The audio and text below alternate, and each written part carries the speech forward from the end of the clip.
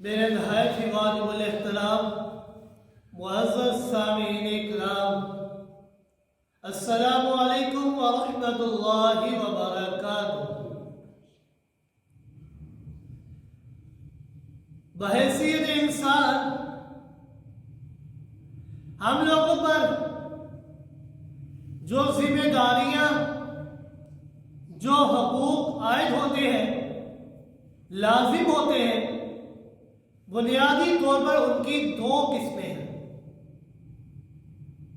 ایک حقوق اللہ اور دوسرا حقوق العباد، یعنی اللہ رب العزت کے حقوق اور بندوں کے حقوق۔ اور یہ بات روز روشن کی طرح واضح ہے کہ اللہ رب العزت کے حقوق بندوں کے حقوق کی نسبت زیادہ اہمیت کے حامل ہے۔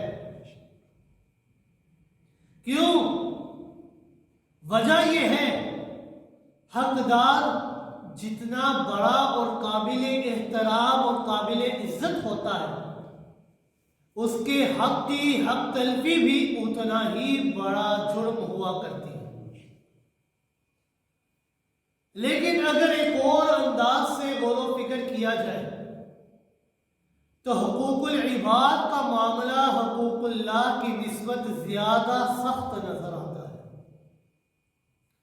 وہ کس طرح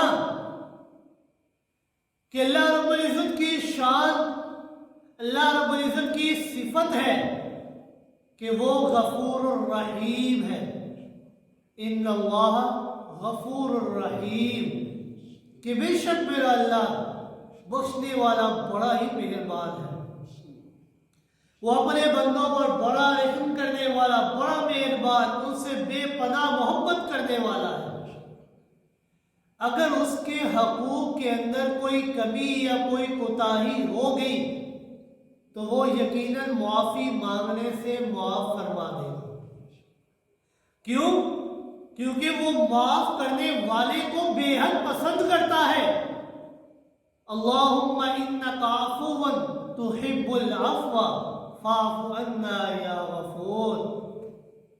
اے اللہ، بے شک تو معاف کرنے والا ہے، معافی کرنے والے کو بے حد تو پسند بھی کرتا ہے۔ اے اللہ، معاف کرنا تیری ہی صفت ہے، بخشنا تیری ہی صفت ہے۔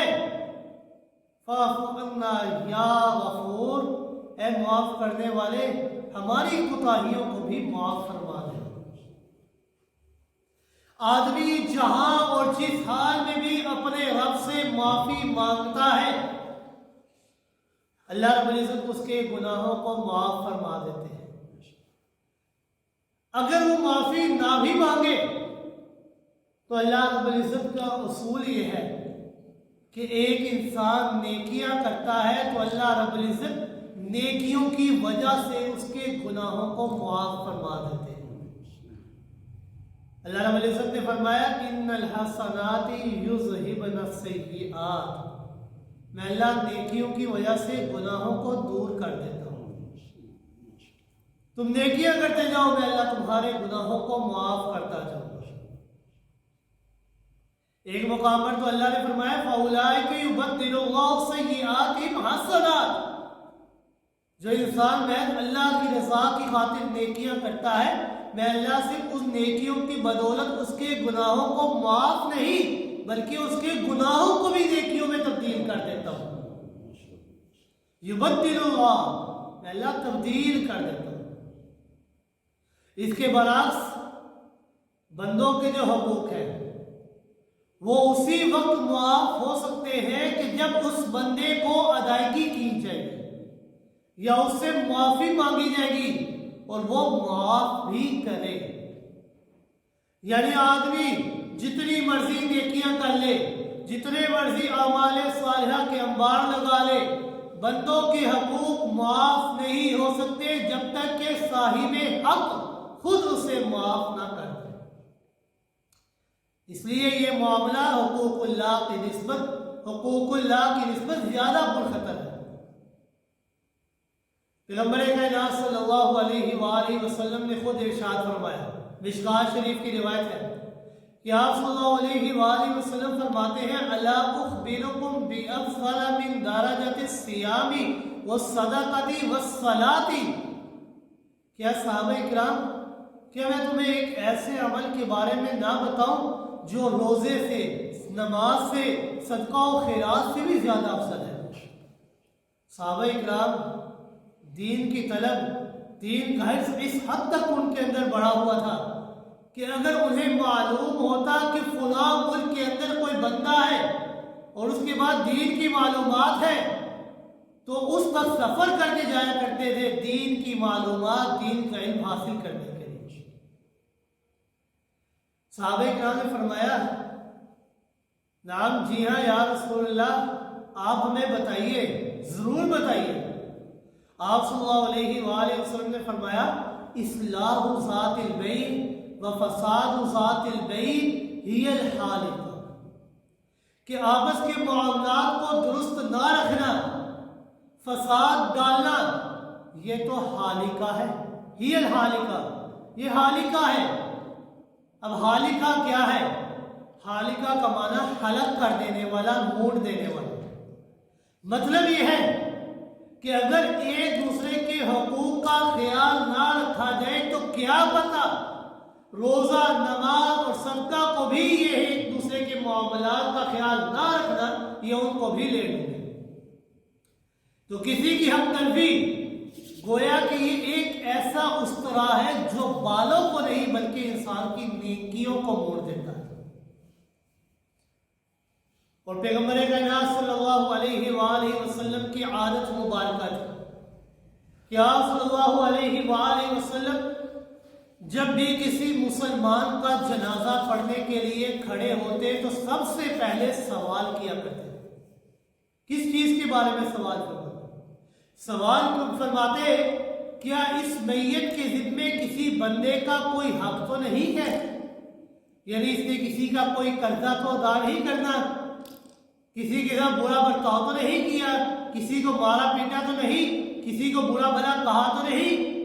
अगर पता चल जाता कि इस बंदे के जिम्मे किसी मुसलमान का हक है तो आप सल्लल्लाहु अलैहि वसल्लम जनाजा पढ़ाने से इनकार कर देते और सहाबाए किराम को हुक्म देते हैं, सहाबाए किराम तुम लोग जनाजा पढ़ लो, मैं जनाजा नहीं पढ़ूंगा। लेकिन सहाबाए किराम उनके अंदर ईसार, कुर्बानी, मोहब्बत का जज्बा इस हद तक कूट कूट कर भरा हुआ था कि वो अपने किसी मुसलमान भाई को पैगंबर कायनात सल्लल्लाहु अलैहि वसल्लम की दुआए मग़फ़िरत से महरूम नहीं होने देते थे।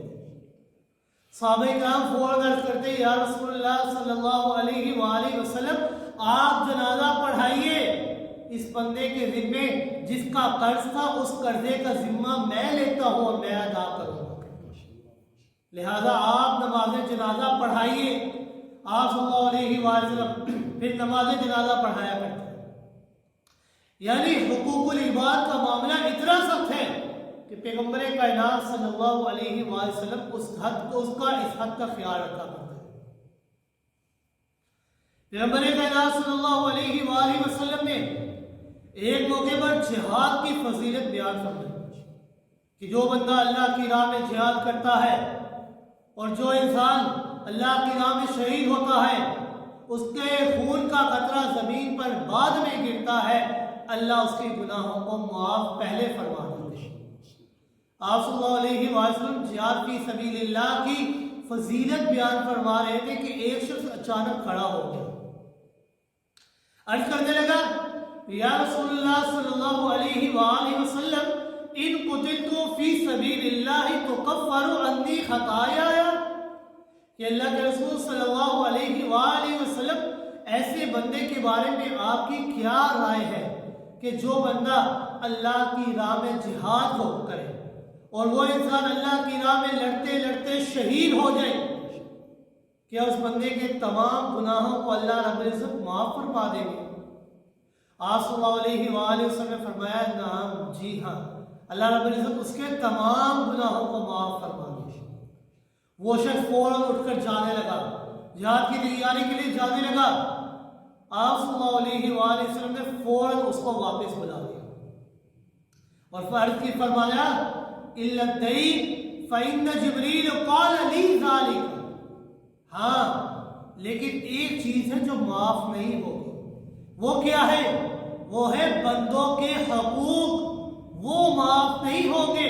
یہ بات ابھی جبریل امین میرے پاس آئے ہیں اور انہوں نے آ کر مجھے بتلائی ہے، یعنی شہادت کا مرتبہ مل جانے کے باوجود اللہ رب العزت انسان کے تمام گناہوں کو معاف کر دیں گے، معافی کا اعلان کر دیا ہے، لیکن حقوق العباد کا جو معاملہ ہے وہ معاف نہیں ہوگا شہادت کا رتبہ ملنے کے بعد بھی،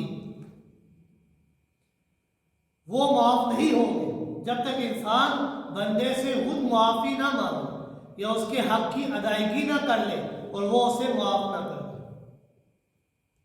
حجۃ الوداع کے موقع پر پیغمبر کائنات صلی اللہ علیہ وآلہ وسلم نے ایک بڑا ہی عظیم خطبہ ارشاد فرمایا۔ اس خطبے کے اندر آپ صلی اللہ علیہ وآلہ وسلم نے حقوق العباد کی خصوصی توجہ دلائی اور ارشاد فرمایا ان دماءکم واموالکم واعراضکم علیکم حرام کحرمت یومکم ھذا فی شہرکم ھذا وفی بلدکم ھذا، کہ اے لوگوں تمہارے خون، تمہارے مال، تمہاری عزت و آبرو ایک دوسرے کے لیے اسی طرح حرام اور قابل احترام ہے جیسے آج کا دن یوم عرفہ کا تمہارے لیے قابل عزت اور قابل احترام والا ہے، جیسے یہ مہینہ ذو الحجہ کا تمہارے لیے قابل عزت اور احترام والا ہے، جیسے یہ شہر مکہ مکرمہ یہ تمہارے لیے عزت اور احترام والا ہے، بالکل اسی طرح آج کے بعد سے تمہارا خون، تمہارا مال، تمہاری عزت و آبرو ایک دوسرے کے لیے اسی طرح قابل عزت اور احترام والا ہے۔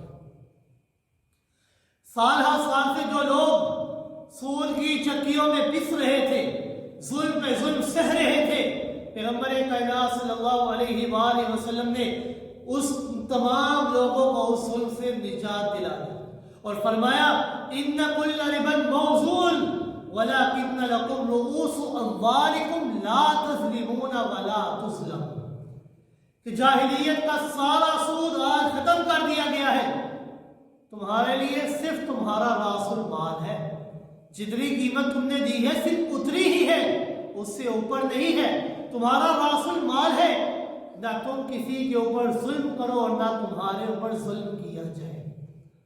اس خطبے کے اندر آپ صلی اللہ علیہ وآلہ وسلم نے غلاموں اور عورتوں کے حقوق کی بڑی وضاحت فرمائی، نیز وراثت کے مسائل بھی بیان فرمائے، اس لیے کہ تاکہ کوئی بندہ کسی کے اوپر ظلم و ستم نہ کر سکے۔ قرآن مجید کے اندر ہے کہ اللہ رب العزت نے ارشاد فرمایا لا تاکلوا اموالکم بینکم بالباطل، ایک دوسرے کا مال ناجائز طریقے سے نہ کھاؤ۔ پیغمبر کائنات صلی اللہ علیہ وسلم نے فرمایا کہ اگر کسی شخص نے کسی کا ایک درہم بھی، صرف ایک درہم بھی ناجائز طریقے سے لے لیا ہے تو قیامت کے دن اس کے بدلے میں اس کو پکڑا جائے گا اور عذاب شدید میں مبتلا کیا جائے گا۔ ایک موقع پر آپ صلی اللہ علیہ وآلہ وسلم نے فرمایا من ظلم قید شبرا من الارض توقہ من سبع الارضین، کہ جس نے ناجائز طریقے سے کسی دوسرے شخص کی ایک بالشت، صرف ایک بالشت پر زمین پر قبضہ کر لیا تو قیامت کے دن اللہ رب العزت اس ایک بالشت کے عوض 7 زمینوں کا توق اس کے گلے میں ڈالیں گے، یعنی ایک چیز، ایک بالشت پر ناجائز قبضہ کیا تو کتنی بڑی سزا، 7 زمینوں کا توق اسے پہنایا جائے گا۔ حقوق العباد کے بارے میں آپ صلی اللہ علیہ وآلہ وسلم نے ارشاد فرمایا لا تحسسوا ولا تجسسوا ولا تنافسوا ولا تحاسدوا ولا تباغضوا ولا تقاطعوا ولا تدابروا ولا تهاجروا قولوا عباد الله اخوانا كما امروا، کہ اے لوگوں ایک دوسرے کی ٹو میں نہ لگا رہو، ایک دوسرے کی باتیں نہ سنا کرو، ٹو میں نہ لگ جایا کرو، جاسوسیاں نہ کیا کرو، آپس میں حسد مت کرو، ایک دوسرے سے بغض مت رکھو، ایک دوسرے سے مقاطعہ قطع تعلقی نہ کرو، ایک دوسرے کے پیٹھ پیچھے باتیں نہ کرو، ایک دوسرے کو پیٹھ مت دکھاؤ اور نہ ہی ایک دوسرے کو چھوڑو۔ اے اللہ کے بندو کونوا عباد اللہ اخوانا، اے اللہ کے بندو آپس میں بھائی بھائی بن جاؤ۔ المسلم اخو المسلم لا یظلمہ ولا یخذلہ ولا یحقرہ، ایک مسلمان دوسرے مسلمان کا بھائی ہوتا ہے، نہ ہی دوسرے کو ذلیل کرتا ہے، نہ دوسرے کو حقیر سمجھتا ہے، نہ اسے رسوا کرتا ہے اور نہ ہی اس کے اوپر ظلم کرتا ہے۔ آپ صلی اللہ علیہ وآلہ وسلم نے فرمایا التقوی ہاہنا یشیر الی صدرہ، تقوی یہاں پر ہوتا ہے، اپنے قلب مبارک کی طرف آپ نے اشارہ کیا کہ تقوی یہاں پر ہے۔ اس تقوی کی بدولت تمہیں فضیلت مل سکتی ہے، دنیا کے مال و دولت کی وجہ سے فضیلت نہیں ملتی۔ بِحَسْبِ امْرِئٍ مِّنَ الشَّرِّ أَن يَحْقِرَ أَخَاهُ الْمُسْلِمَ، آپ صلی اللہ علیہ وآلہ نے فرمایا کہ آدمی کے شر کے لیے یہی دلیل کافی ہے کہ وہ اپنے مسلمان بھائی کو حقیر سمجھے۔ كُلُّ الْمُسْلِمُ عَلَى الْمُسْلِمِ حَرَامٌ دَمُهُ وَعِرْضُهُ وَمَالُهُ، ہر مسلمان پر دوسرے مسلمان کا خون، عزت اور مال حرام ہے۔ ایک دوسرے کا خیال رکھنا یہ پیغمبر کائنات صلی اللہ علیہ وآلہ وسلم کی تعلیمات پر عمل کرنا، حقوق العباد کا خیال رکھنا۔ آپ صلی اللہ علیہ وآلہ وسلم نے اس کی تاکید فرمائی ہے کہ اس کی معافی تب تک نہیں ہو سکتی جب تک انسان بندے سے خود معافی نہ مانگے یا اس کے حقوق کی ادائیگی نہ کرے۔ حقوق العباد کا معاملہ تو اتنا سخت ہے کہ پیغمبر کائنات صلی اللہ علیہ وآلہ وسلم نے ایک موقع پر صحابہ سے سوال کیا اور فرمایا اے صحابہ کرام اتدرون من المفلس، کیا تم جانتے ہو مفلس کون ہے، غریب کون ہے؟ صحابہ کرام نے عرض کیا اللہ ورسولہ عالم، اللہ اور اس کے رسول زیادہ بہتر جانتے ہیں۔ اگر آپ ہم سے سوال کریں المفلس فینا من لا درہم ولا متاع، اگر آپ ہم سے سوال کریں تو ہمارے نزدیک تو مفلس وہ شخص ہے کہ جس کے پاس درہم و دنانیر نہ ہو، جس کے پاس زندگی گزارنے کا سامان موجود نہ ہو، مال و متاع موجود نہ ہو۔ آپ صلی اللہ علیہ وآلہ وسلم نے ارشاد فرمایا اے صحابہ کرام، یہ جو تم نے مجھے دلیل دی ہے یہ بات تو تمہیں نے دنیا کے بارے میں بتائی ہے، میں تم سے سوال کر رہا ہوں قیامت کے دن میری امت کا مفلس کون ہوگا؟ دنیا کا مفلس نہیں بلکہ قیامت کا مفلس کون ہوگا؟ صحابہ کرام نے عرض کیا اللہ ورسولہ عالم، اللہ اور اس کے رسول بہتر جانتے ہیں، ہمیں نہیں معلوم۔ آپ صلی اللہ علیہ وآلہ وسلم نے فرمایا کہ اے صحابہ کرام، میری امت کا مفلس ترین شخص وہ ہوگا ان المفلس من امتی من یاتی یوم القیامت بصلاۃ وصیام وزکات، کہ میری امت کا مفلس ترین شخص وہ ہوگا جو قیامت کے دن آئے گا تو اس کے ساتھ نمازوں کے انبار لگے ہوئے۔ میری امت کا مفلس ترین شخص وہ ہوگا جو آئے گا تو اس کے ساتھ زکوٰۃ کے ڈھیر لگے ہوئے۔ میری امت کا مفلس ترین شخص وہ ہوگا جو آئے گا تو اس کے ساتھ صدقہ و خیرات اور روزوں کے ڈھیر لگے ہوں گے، اور وہ سمجھ رہا ہوگا کہ اتنے زیادہ ڈھیر ہیں میرے اعمال کے، یقیناً میں کامیاب ہو جاؤں گا۔ لیکن اچانک سے دوسری طرف توجہ پڑے گی، دیکھے گا کہ کچھ ایسے لوگ آئیں گے کہ جس کی اس نے حق تلفی کی ہوگی، وَيَأْتِي وَقَدْ شَتَمَ هَذَا وَقَذَفَ هَذَا وَأَكَلَ مَالَ هَذَا وَسَفَكَ دَمَ هَذَا وَضَرَبَ هَذَا، کہ ایک بندہ آئے گا اور کہے گا کہ اللہ اس بندے نے مجھے گالی دی تھی، ایک بندہ آئے گا اور کہے گا اللہ اس نے میرے اوپر بہتان لگایا تھا، ایک بندہ آئے گا کہے گا کہ اللہ اس نے میرا ناحق مال کھایا تھا، ایک بندہ آئے گا کہے گا اللہ اس نے میرا ناحق خون بہایا تھا، ایک بندہ آئے گا کہے گا اللہ اس نے مجھے ناحق مارا تھا۔ آج وہ سارے لوگ اکٹھے ہو کر اللہ کی بارگاہ میں آئیں گے اور عرض کریں گے اللہ آج ہمیں اس سے بدلہ چاہیے.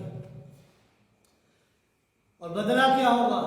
وہاں پر کوئی مال و دولت نہیں، کوئی دراہم اور دینار نہیں ہوں گے، کوئی ریال نہیں ہوں گے، کوئی پاکستانی روپے نہیں ہوں گے. وہاں پر صرف دو ہی چیزیں ہوں گی، نیکیاں اور گناہ. فیوتا ھذا من حسناتہ وھذا من حسناتہ. لوگ آئیں گے تو اللہ رب العزت اس کی نیکیوں میں سے ان لوگوں کو اس کے بدلے میں نیکیاں دینا شروع کر دیں. نیکیاں اٹھا کر ان بندوں کو دے دی جائیں گی، حتیٰ کہ اس طرح اس کی تمام کی تمام نیکیاں ختم ہو جائیں گی. جتنے ڈھیر تھے وہ سارے ختم. نمازوں کے ڈھیر وہ بھی ختم، زکوٰۃ کے ڈھیر وہ بھی ختم، صدقہ و خیرات کے ڈھیر وہ بھی ختم، روزوں کے ڈھیر لگے ہوئے وہ بھی ختم ہو گئے.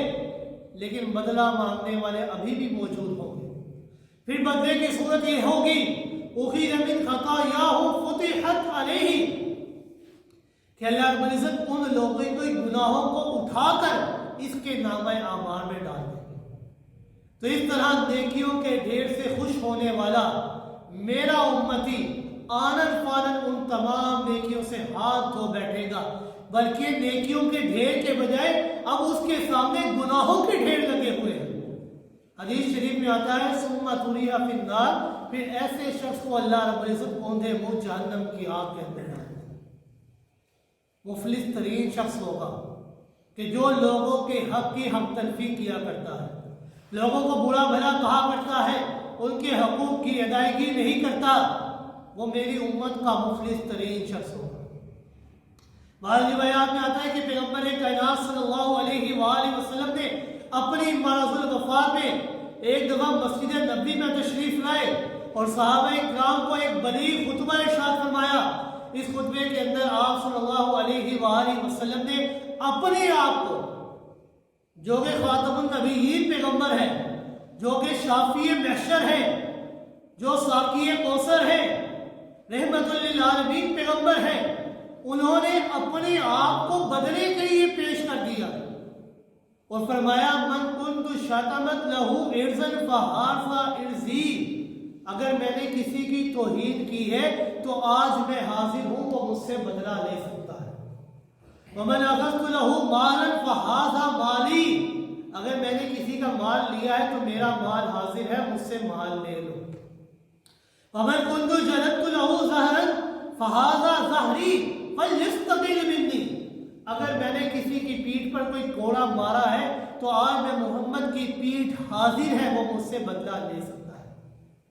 قیامت کے دن وہ بڑا ہی سخت دن ہے اور حقوق العباد کا معاملہ بڑا خطرناک معاملہ ہے. میں آج اپنے آپ کو بدلے کے لیے حاضر کر رہا ہوں، آج مجھ سے بدلہ لے لو، کل قیامت کے دن مجھے رب کے سامنے شرمندہ نہ کر. یعنی حقوق العباد کا معاملہ کتنا سخت ہے کہ رحمت للعالمین پیغمبر ہے، خاتم النبیین پیغمبر ہے، شافی محشر ساقی کوثر ہے، لیکن انہوں نے بھی اپنے آپ کو بدلے کے لیے پیش کر دیا کہ اگر میں نے کسی کی حق تلفی کی ہے وہ اس دنیا کے اندر مجھ سے بدلہ لے سکتا ہے. اور جو آیت مبارکہ میں نے آپ کے سامنے تلاوت فرمائی تھی، اس آیت کے اندر بھی اللہ رب العزت نے فرمایا یا ایھا الذین آمنوا اجتنبوا کثیرا من الظن ان بعض الظن اثم ولا تجسسوا ولا یغتب بعضکم بعضا. کہ اے ایمان والو بہت گمان کرنے سے بچا کرو. کیوں؟ کیونکہ بعض گمان انسان کو گناہ تک لے جاتے ہیں. ان بعض الظن اثم، بعض گمان یہ گناہ ہوا کرتے ہیں. ایک دوسرے کے بارے میں تجسس نہ کیا کرو، جاسوسیاں نہ کیا کرو، اور نہ ہی ایک دوسرے کی غیبت کیا کرو. مطلب یہ ہے کہ جب اللہ رب العزت کو کسی مسلمان کی اتنی حق تلفی بھی گوارا نہیں ہے کہ اس کے بارے کے دل کے اندر انسان کوئی برا گمان رکھے، یا اس کی ذاتی اور نجی حالات کی کوئی ٹو لگا کر بیٹھا رہے، یا اس کے اندر پایا جانے والا عیب اس کی پیٹھ پیچھے لوگوں کو بیان کرے، تو بڑی سے بڑی حق تلفیاں اللہ کو کیسے گوارا ہو سکتی ہے؟ جب یہ حق تلفی اللہ کو گوارا نہیں تو انسان اگر کسی کو برا بھلا کہے، کسی کو مارے، کسی کا ناحق خون بہائے، تو وہ اللہ کو کیسے گوارا ہو سکتی ہے؟ یہ حقوق العباد کا معاملہ بڑا ہی سخت ہے۔ حقوق العباد کے اندر والدین کے حقوق آ جاتے ہیں۔ استحکام خاندان کے لیے ضروری ہے کہ اولاد اپنے والدین کا ادب کرے، اپنے والدین سے محبت کرے، ان سے پیار سے پیش آئے۔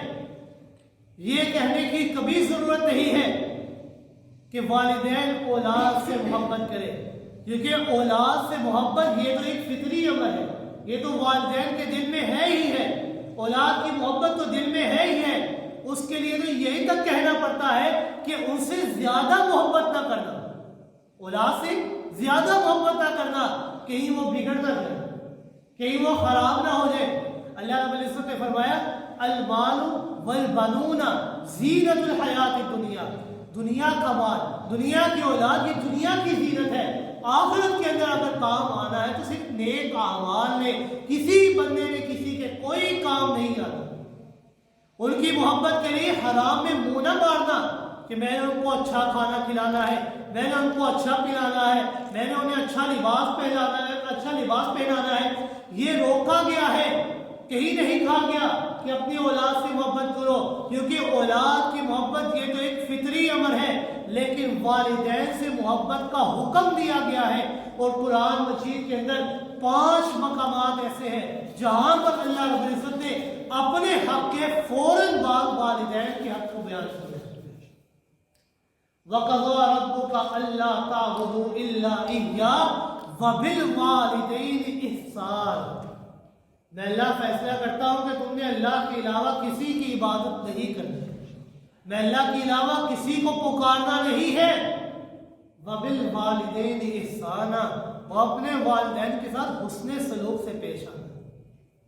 ایک مقام پر اللہ رب العزت نے فرمایا انشکر لی وَلِوَالِدَيْکَ، یہ ساری نعمتیں تمہیں اس لیے دی ہیں کہ تاکہ تم میں اللہ کا شکر ادا کرو اور اپنے والدین کا شکر ادا کرو۔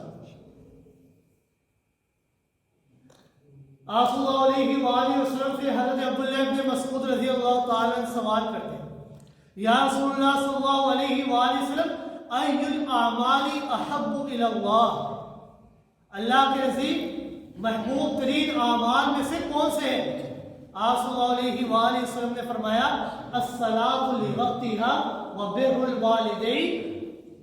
الوالدین والجہاد فی سبیل اللہ، کہ 3 اعمال اللہ کو بے حد پسند ہے۔ نمبر 1 نماز کو اس کے وقت کے اندر ادا کرنا، نمبر 2 والدین کے ساتھ حسن سلوک سے پیش آنا، اور نمبر 3 اللہ کی راہ میں جہاد کرنا۔ ذرا غور کیجئے کہ والدین سے حسن سلوک یہ کتنی بڑی دولت ہے انسان کے لیے کہ اللہ رب العزت نے جہاد جیسے عظیم مرتبے اور عظیم رتبے سے پہلے والدین کے ساتھ حسن سلوک سے پیش آنے والے عمل کو پسند کیا ہے۔ اور ایک مقام پر آپ صلی اللہ علیہ وآلہ وسلم نے فرمایا کہ کبیرہ گناہوں میں یہ ہے الاشراک باللہ وعقوق الوالدین، کہ اللہ کے ساتھ شرک کرنا اور والدین کی نافرمانی کرنا یہ کبیرہ گناہوں میں سے ہے۔ جو انسان اپنے والدین کی نافرمانی کرتا ہے تو یہ نہ سوچے کہ میں بعد میں معافی مانگوں گا، یہ بہت بڑے گناہوں میں سے ہے۔ ان کا ادب و احترام، ان کے ساتھ حسن سلوک سے پیش آنے کا اللہ رب العزت نے انسان کو حکم دیا ہے۔ پھر اولاد کے حقوق ہیں، جس طرح اولاد کے ذمے والدین کے حقوق ہیں اسی طرح والدین کے ذمے اولاد کے حقوق ہیں۔ سب سے پہلا حق تو یہ ہے کہ والدین اپنی اولاد کے نقوش مٹانے کا ذمہ نہ لیں۔ اللہ رب العزت نے فرمایا لا تقتلوا اولادکم خشیۃ املاق، رزق کی تنگی کی وجہ سے، فقر و فاقے کی وجہ سے اپنی اولاد کو قتل نہ کرو۔ اولاد کا دوسرا حق یہ ہے کہ ان کی پیدائش کے بعد اگر استطاعت ہو تو ان کا عقیقہ کیا جائے۔ آپ صلی اللہ علیہ وآلہ وسلم نے ارشاد فرمایا کل غلام رہینۃ بعقیقتہ، ہر بچہ اپنے عقیقے کے جانور کے عوض رہن میں رکھا ہوتا ہے۔ ایک اور حق یہ ہے کہ اس کا اچھا نام رکھا جائے، کیونکہ آپ صلی اللہ علیہ وآلہ وسلم نے فرمایا حق الولد علی الوالد ان یحسن اسمہ، کہ باپ پر یہ ہے کہ بچے کا حق یہ ہے کہ وہ اپنے بچے کا اچھا نام رکھے۔ بچے کا ایک حق اس کی رضاعت کا ہے کہ اسے دودھ پلایا جائے، اس کی اچھی تعلیم و تربیت کی جائے، اس کو اچھا درس دیا جائے، اچھی تعلیم دی جائے۔ ایک موقع پر آپ صلی اللہ علیہ وآلہ وسلم نے فرمایا مروا اولادکم بالصلاۃ وهم ابناء سبع، کہ اپنی اولاد کو نماز کا حکم دو جب وہ 7 سال کے ہو جائیں۔ وَاضْرِبُوهُمْ عَلَيْهَا وَهُمْ أَبْنَاءُ 10 سِنِينَ، اور جب وہ 10 سال کے ہو اور وہ نماز نہ ادا کر رہے ہو تو ان کو اس بات پر مار بھی سکتے ہیں، ان کو اچھی تعلیم و تربیت کرنا۔ اور بعض طبقوں کے اندر لڑکی کو ایک بوجھ سمجھا جاتا ہے، ایک مصیبت سمجھا جاتا ہے، ان سے ناروا سلوک کیا جاتا ہے۔ پیغمبر کائنات صلی اللہ علیہ وآلہ وسلم نے لڑکیوں کے حقوق کو خصوصی اہمیت دی ہے۔ آپ صلی اللہ علیہ وآلہ وسلم نے فرمایا من ولدت له ابنۃ فلم یؤذها ولم یهنها ولم یعصر ولده علیها ادخلہ اللہ بها جنہ، کہ جس شخص کے ہاں ایک لڑکی کی پیدائش ہوتی ہے، اس نے نہ تو اسے کوئی تکلیف پہنچائی، نہ ایذا پہنچائی، اور نہ ہی اس کی توہین کی، نہ ہی اس کی ناقدری کی، اور نہ ہی محبت میں برتاؤ کی، اس کے ساتھ برتاؤ کیا، اور نہ ہی لڑکوں کو اس کے اوپر ترجیح دی، اللہ رب العزت اس حسن سلوک کے بدلے میں اسے صلہ یہ دیں گے کہ اللہ رب العزت اسے جنت میں اعلیٰ مقام عطا فرمائے۔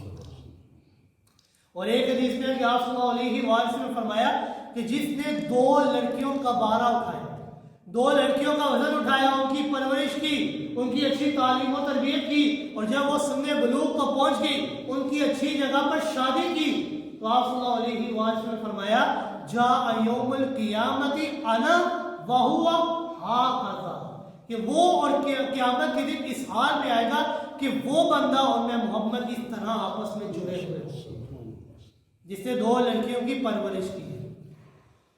خاوند کے حقوق ہیں، اللہ رب العزت نے قرآن مجید کے اندر فرمایا وَلَهُنَّ مِثْلُ الَّذِي عَلَيْهِنَّ بِالْمَعْرُوفِ، کہ اپنے خاوند کے حقوق ادا کیے گئے، اس کا خیال رکھا جائے۔ آپ صلی اللہ علیہ وآلہ وسلم نے فرمایا الدنیا کلھا متاع وخیر متاع الدنیا المرأة الصالحہ، دنیا یہ سارے کا سارا مال و متاع ہے، لیکن اس دنیا کے اندر بہترین متاع، بہترین سامان یہ ایک نیک بیوی ہے۔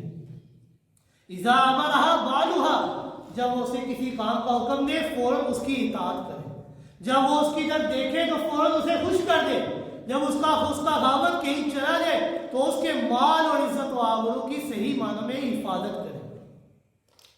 بیوی کے حقوق ہیں، جس طرح خاوند کے حقوق بیان کیے جاتے ہیں اس طرح بیویوں کے حقوق ہیں۔ پیغمبر کائنات صلی اللہ علیہ وآلہ وسلم نے فرمایا خیرکم خیرکم لأہلہ وانا خیرکم لأہلی، کہ تم میں سے بہترین شخص وہ ہے جو اپنے گھر والوں کے لیے سب سے بہترین ہو، وَأَنَا خَيْرُكُمْ لِأَهْلِي، اور میں محمد اپنے گھر والوں کے لیے سب سے بہترین ہوں۔ حضور صلی اللہ علیہ وآلہ وسلم کی زندگی مبارکہ بھی کوئی خوش قسم کی نہیں تھی جو عام طور پر آج کے لوگوں کی ہوا کرتی ہے، بلکہ آپ صلی اللہ علیہ وآلہ وسلم جب اذان کی آواز کانوں پر پڑتی، صدیقہ کائنات رضی اللہ تعالیٰ عنہ فرماتی ہے کہ ہم آپ صلی اللہ علیہ وآلہ وسلم کے مابین بیٹھے ہوتے، آپس میں پیار محبت کی باتیں ہو رہی ہوتی، لیکن جب کانوں میں اذان کی آواز پڑتی تو آپ صلی اللہ علیہ وآلہ وسلم اس طرح وہاں سے چل پڑتے گویا کہ ہم سے واقف ہی نہ تھے۔ یہ توازن، ایک طرف حقوق العباد ہے کہ اپنی ازواج کا پورا پورا حق ادا کرنے کا اہتمام ہو رہا ہے، ایک طرف دلجوئی ہو رہی ہے ان سے شفقت والے معاملات ہو رہے ہیں، اپنی ازواج سے محبت کا احساسات کا احساس کیا جا رہا ہے، اور ایک طرف جب رب کا حکم آ جاتا ہے، اذان کی آواز کانوں پر پڑتی ہے تو اس طرح چل پڑتے ہیں کہ خود صدیقہ کائنات فرماتے ہیں کہ گویا کہ ہم سے واقف ہی نہ تھے، اپنے بیویوں کا خیال رکھا کرتے ہیں۔ اور آپ نے فرمایا وَأَنَا خَيْرُكُمْ لِأَهْلِي، اور اپنے گھر والوں کے لیے سب سے زیادہ بہترین میں خود ہوں۔ رشتہ داروں کے حقوق بیان کیے گئے کہ اللہ رب العزت نے فرمایا ان اللہ یأمر بالعدل والاحسان وایتاء ذی القربی، کہ میں اللہ تمہیں حکم دیتا ہوں عدل و احسان کا اور قریبی رشتہ داروں کے حقوق کی ادائیگی کا۔ تم نے ان سے قطع تعلقی نہیں کرنی، بلکہ تم نے ان کے ساتھ آپس میں رشتے کو مضبوط بنانا ہے، رشتے کو جوڑنا ہے۔ आयत मौके पर आप सल्लल्लाहु अलैहि वसल्लम ने फरमाया अर्रहीमु शुजनतुन मिनर रहमान क़ाल अल्लाह तआला मन वसलका वसलतहु व मन क़तअका क़तअतहु, कि रहम का लफ्ज़ ये लफ्ज़ रहमान से मुश्तक है, यानी हक़ क़राबत खुदावंद रहमान की रहमत की एक शाख है। और अल्लाह रब्बुल इज़्ज़त ने फरमाया जो इस शाख को जोड़ता है मैं अल्लाह उससे जोड़ता हूँ, और जो इसे तोड़ता है मैं अल्लाह उसे तोड़ देता हूँ। हकूकुल इबाद का मामला ये बड़ा ही सख्त है। अल्लाह रब्बुल इज़्ज़त ने इंसान को हुक्म दिया है कि ऐ लोगों, तुमने हकूकुल इबाद कि अगर कोई कमी बेशी कोई कोताही होगी तो इस दुनिया के अंदर तुम्हें लाजिम है कि उसकी हक की अदायगी करनी है, या अगर कोई कोताही होगी तो उससे माफ़ी मांग लेनी है। क्योंकि अल्लाह रब्बुल इज़्ज़त अपने हकूक़ को तो माफ़ कर सकते हैं, लेकिन बंदों के हकूक़ उस वक्त तक माफ़ नहीं होंगे जब तक कि बंदा अपने हक को माफ़ न करे। ये दीन इस्लाम हमें हुक्म देता है, हमें दर्स देता है, तालीम देता है कि ऐ लोगों, तुमने एक दूसरे के हकूक़ का पास रखना है, एक दूसरे के हकूक़ की अदायगी करनी है, हक तलफी नहीं करनी। मुसलमान तो मुसलमान, ये दीन इस्लाम के अंदर तो इतनी मोहब्बत, इतनी नरमी, इतना प्यार है कि मुसलमान तो मुसलमान शरीयत इस्लामिया के अंदर कुफ़ार के हकूक़ भी मुतय्यन किए गए हैं कि कुफ़ार के साथ भी तुमने नारवा सलूक नहीं करना। इस्लाम का ये आम फैसला है कि सदक़ात वाजिबा के अलावा दूसरे आम सदक़े भी तुम गैर मुस्लिमों को दे सकते हो। पैगम्बर कायनात सल्लल्लाहु अलैहि वसल्लम का काफिर कैदियों के साथ हुस्न सलूक ये इस बात की गुमाजी करता है कि इस्लाम कितना रहम दिल मज़हब है, इसके अंदर कितनी नरमी है। बाद सहाबा किराम ने आप सल्लल्लाहु अलैहि वसल्लम से अपने मुशरिक वालिदैन को रिश्तेदारों के बारे में सवाल किया, तो आप सल्लल्लाहु अलैहि वसल्लम ने उनके साथ भी सिला रहमी करने का हुक्म दिया कि तुमने उनसे मोहब्बत करनी है, उनके हकूक़ की अदायगी करनी है, हक तलफी नहीं करनी। इंसान तो इंसान, ये दीन इस्लाम शरीयत इस्लामिया तो जिन्नात जैसी गैर मरीन मखलूक के भी हकूक़ की अदायगी का हुक्म देता है। पैगम्बर कायनात सल्लल्लाहु अलैहि वसल्लम ने हड्डी से इस्तिंजा करने की ममानियत इसीलिए फरमाई है कि हड्डियां ये जिन्नात की खुराक है, कि तुमने हड्डियों से इस्तिंजा नहीं करना। ये दीन इस्लाम, इसके अंदर इंसान को हुक्म दिया गया है कि ए लोगों, तुमने एक दूसरे के हकूक़ का पास रखना, हक तलफी नहीं करनी। क्योंकि जब इंसान एक दूसरे के हकूक़ की हक तलफी करता है तो क़यामत का सबसे बड़ा मुफलिस तरीन शख्स वही होगा जो एक दूसरे के हकूक़ की हक तलफी करता है। कि बड़े अम्बार हैं उसके बाद नमाजों के, बड़े अम्बार हैं उसके बाद ज़कात के, बड़े ढेर लगे हुए हैं रोज़ों के, लेकिन जब हिसाब किताब का मामला शुरू होगा, लोग आएंगे और कहेंगे अल्लाह इसने मुझे गाली दी, लोग आएंगे कहेंगे अल्लाह इसने मेरा माल ले लिया, लोग आएंगे अल्लाह इसने मुझे बुरा भला कहा, इसने मुझे मारा। अल्लाह रब्बुल इज़्ज़त उन तमाम लोगों के बदले में इसकी नेकियां उठा उठा कर उनको दे देंगे और फिर वो नेकियों से हाथ धो बैठेगा। लिहाजा इंसान को चाहिए कि इस दुनिया के अंदर एक दूसरे के हकूक़ का ख्याल रखे, पड़ोसियों के हकूक़ का ख्याल रखे, बीवी के हकूक़ का ख्याल रखे, खावन के हकूक़ का ख्याल रखे, वालिदैन के हकूक़ का ख्याल रखे, औलाद के हकूक़ का ख्याल रखे, उस्ताद उलमा के हकूक़ का ख्याल रखे। अल्लाह रब्बुल इज़्ज़त और दीन इस्लाम ने हुक्म दिया है कि तुमने किसी के हकूक़ की हक तलफी नहीं करनी, क्योंकि जो इंसान हक तलफी करता है वो इंसान वो कबीरा गुनाह करता है। लिहाजा अल्लाह रब्बुल इज़्ज़त से दुआ है कि अल्लाह रब्बुल इज़्ज़त हमें हर साहिब हक की हक का अदा करने की तौफीक अता फरमाए। वमा अलैना इल्लल बलागुल मुबीन।